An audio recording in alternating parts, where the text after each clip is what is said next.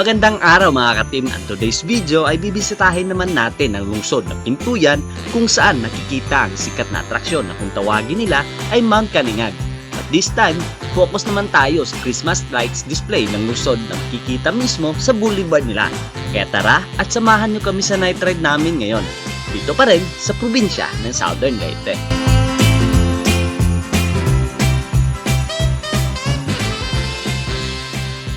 About 64.3 kilometers o mahigit isang oras ang kailangan nating biyahiin upang marating ang lungsod ng Pintuyan.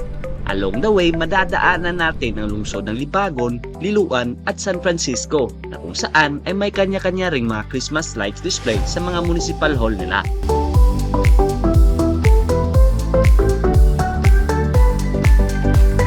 On time lang kami nang dumating sa lungsod ng Pintuyan. Dahil ang talagang hinabol namin ay makuna ng aerial shots ang fireworks display nila. Kaya naman ilang minuto lang mula nang dumating kami ay nag-umpisa na ang fireworks display. At saktong-sakto lang ang preparasyon namin para makunan ang highlights ng event ang lungsod ngayong gabi. Kaya naman sabay-sabay nating tanawin ang fireworks display at ang display of Christmas lights ng lungsod ng Pintuyan dito sa probinsya ng Southern Leyte.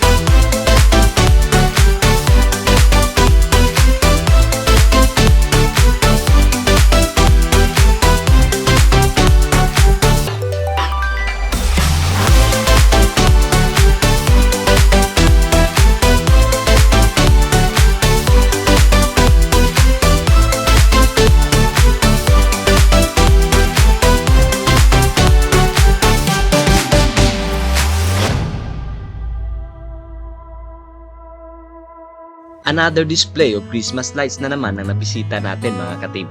And this time, dito sa probinsya natin.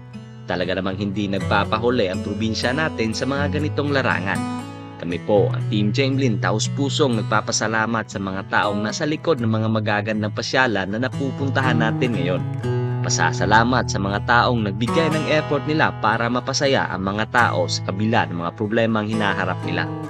Muli kami po ang Team Jamelin nagpapasalamat sa inyo sa walang sawang pagsuporta sa amin. At balang araw ay mapupuntahan din natin ang lahat ng magagandang lugar dito sa Lupang Sinilangan, buong rehiyon at ang buong Pilipinas. See you sa next Christmas episode mga ka-team. God bless and stay safe sa lahat.